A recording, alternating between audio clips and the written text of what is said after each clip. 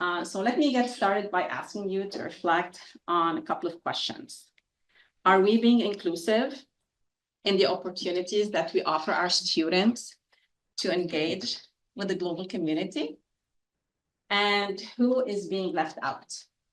Our world is more connected than ever, but unfortunately, we do seem to feel more disconnected than ever. And enhancing intercultural competence for all our students is really no longer an option. It is a necessity because it's the foundation for building a more empathetic and peaceful world. And I want to share with you a teaching approach that has the potential to transform how we really deliver global education. It's an approach that's grounded in collaboration and accessibility. It doesn't require a plane ticket. It doesn't require a passport. It just requires our creativity and our commitment. And that approach is called collaborative online international learning.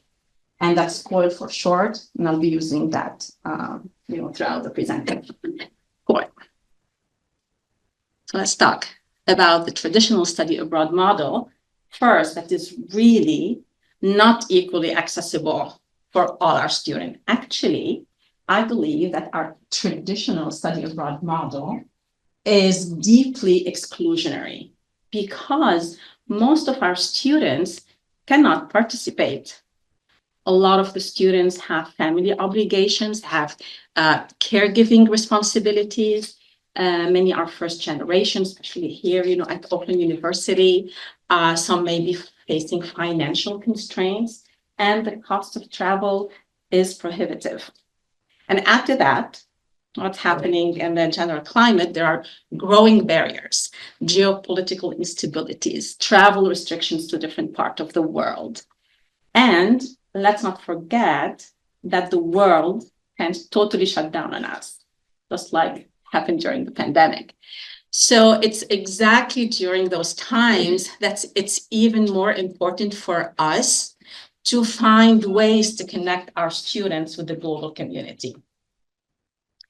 Now, according to recent data from the Institute of International Education, did you know that only 1.5% of our students during the academic year 22-23 traveled abroad?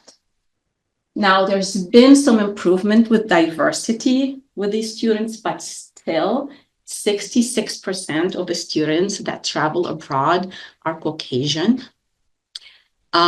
Most of them study in Western Europe, and 60% go to only 5 countries. Sorry, how do you?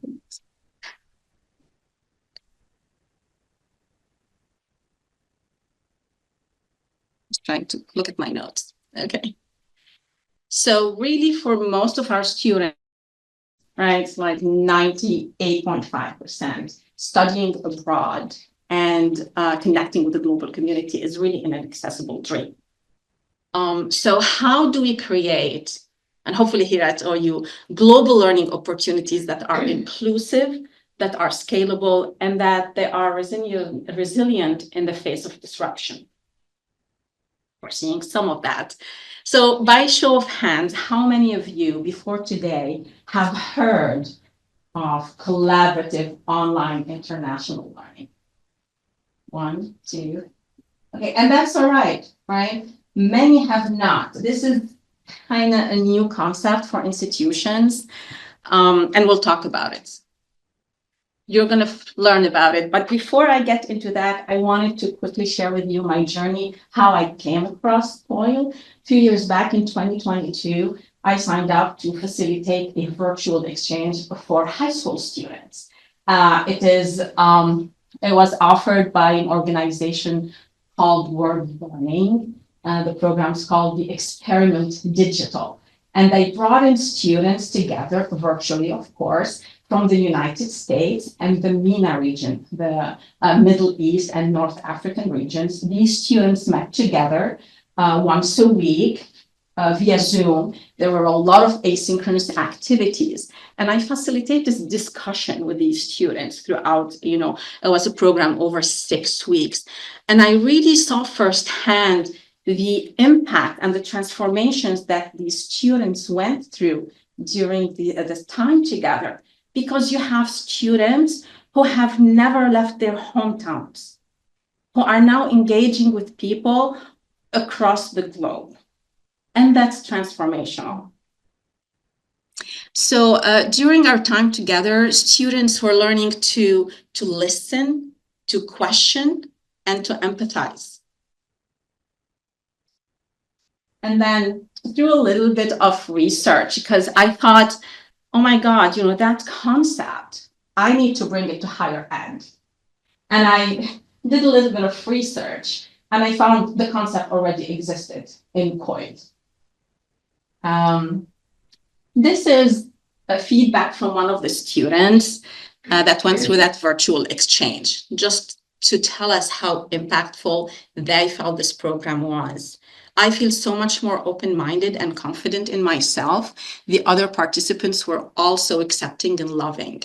Every person had a different perspective to share, and it opened my eyes to new possibilities. So, of course, this experience opened my eyes to the potential of virtual exchange in higher ed. And I really hope through this presentation and the work I do in my doctoral program, which is focused the research on COIL, is to bring global learning into every classroom, not just to the few who can afford it. Here's a real-world example. At Georgia State University, I had students, undergraduate students in healthcare. They participated in a COIL course with Northwest University in South Africa. And this is some of the students had to say. When working as part of a team to care for patients, you will sometimes have to work with people from other cultures. It is important to make sure that there is respect for others' ideas and opinions. We have the same goal, and that is making sure that the patients get the best care possible. And here's what other students have to say. And I totally agree with that one. I absolutely love other cultures, and I think that it should be a requirement for every single major to do a virtual exchange. All right, so what exactly is COIL? The model is super simple, but it is powerful. It just brings together 2 faculty members. Or we could do more, but we start usually with 2 from different institutions from any parts of the world. They work together, they get partnered to co-design a set of activities that they bring in and they fully integrate in their existing courses. So we're not talking about designing a new set of course, right? Just a set of activities that get integrated into their existing courses. And these activities are designed with intention, with structure, and so that they meet the course objectives of both instructors. Now, a COIL module typically runs between 4 and 8 weeks. So it doesn't necessarily need to be across the entire semester, okay? I've seen some COIL courses, depending on scheduling, could go down to as short as 2 weeks. Very flexible.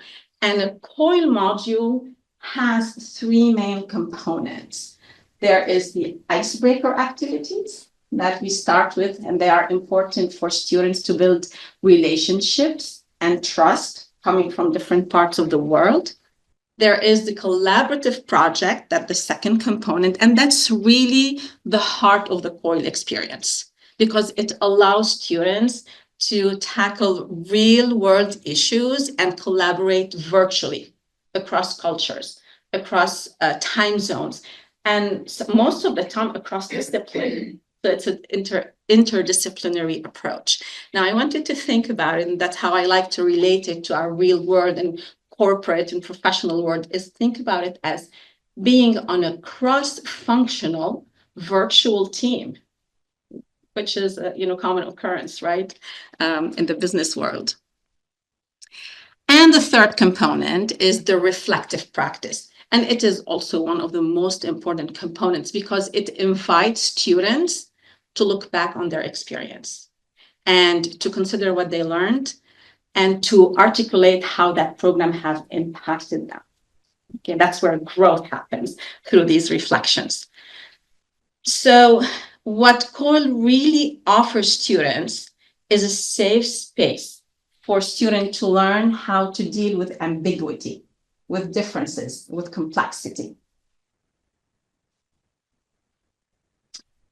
Now, COIL really is a very flexible concept.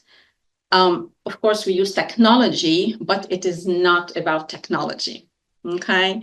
It may involve any of these tools. It may involve real-time conversations over Zoom. It may involve collaborating over a shared document. It may involve asynchronous discussion forums. And synchronous tools like Zoom, Microsoft Teams, and Google Meet, they allow for real-time interactions. And these are very important for students to build relationships. But synchronous meetings can be limited with the time zone differences, and sometimes in some region with bandwidth constraints. Not everybody has the bandwidth we have right here in the US. And then this is where asynchronous tools shine. Google Docs, tools like Trello. I threw here a couple of tools. I've used Padlet. Trello is a visual project management tool. All these asynchronous tools, they allow students to collaborate at their own pace because students get to take time to reflect, to maybe revise their contributions, to engage when it works for them. And also, let's think about the fact that when we do these collaborations, we have students for whom English is not the first language. So those asynchronous opportunities allow them to take time to articulate and communicate, and maybe use Google Translate, right? WhatsApp is another tool. WhatsApp and Slack, these also are very low bandwidth tools that students can use to quickly and informally communicate and stay connected within their teams. The goal is, when faculty design the COIL experience, is to choose tools that meet their learning objectives, that students can access, and then the faculty are comfortable using. Let's talk about the impact of COIL on students. What's the benefit? First, students develop digital fluency. They learn to navigate working virtually, to communicate effectively online. And think about it, these are all essential career skills in today's workforce. Teams are spread out throughout the world. Especially in global international organizations, you have those teams are not just located in one location. Second is students gain intercultural competence. So through their collaboration and working on a project together, students from different institutions, they come to see the world through someone else's eyes and through someone else's experience. And they learn that there are multiple ways to solve a problem and approach a problem. And they also understand that cultural context shape how we view and understand issues. And third, when students deal with these type of ambiguous, complex project with students from across the world, they build confidence. Now, think about those students who have never engaged globally. Maybe they've never traveled before. And what COIL does, it provides them a safe entryway to see themselves as global citizens. And not only that, they can see themselves able and capable to connect and contribute not only to their immediate community, but globally. Faculty benefit because it's a new pedagogical approach and they can learn something new collaborating with other students and other faculty. Many faculty through these collaborations go on to co-author research papers and work on collaborative projects with international faculty. Institutions benefit as well because they expand their global footprint and they enhance their reputation as leaders in inclusive international education. Many universities around the world have already adopted COIL. This concept has been around since the early 2000s, and it was formally established in 2006 with the Sunny COIL Center, which is located in New York. Today, there are over 400 universities that implement COIL. The US is leading the way with 142 universities. I have another visual here that show where those universities are located. Michigan is also, there are many institutions that are offering COIL courses in Michigan. The University of Michigan in Ann Arbor leads the way here with 20 courses. This data is from April, but I think that's pretty recent. So even though we haven't heard about it, many of us haven't heard about it, this has been implemented for many years. Unfortunately, there's no central location. Like if you're interested to go and learn more about COIL beyond these 20 minutes, we're here. There is no central location, but through my research, I found that these 3 resources are really a good place to start. There is a Sunny COIL Global Network. You get a membership and it offers training, best practices, and opportunities to partner and connect. They have like partnering fairs. And then there is the Association of American Colleges and Universities. And then the COIL Connect is a platform also that offers valuable opportunities for faculty are looking to connect with interdisciplinary, projects. Here at Oakland University, we're just beginning to recognize the potential of COIL to expand inclusive global learning opportunities for all our students. And the hope is we have strong institutional support. We started with the Global Engagement Office and Dr. Rosemary Max, who's working with me on collecting data and deploying this initiative. And the hope is COIL can grow from just my own, single faculty-led experiment to a sustainable campus-wide initiative. And what I've been doing this past year, and that's part again of the program that I'm in, my doctoral research, is I've been exploring the potential of COIL here at Oakland University through these 5 steps. There's a needs assessment, and I'm going to encourage you to make your voice heard and through taking the survey.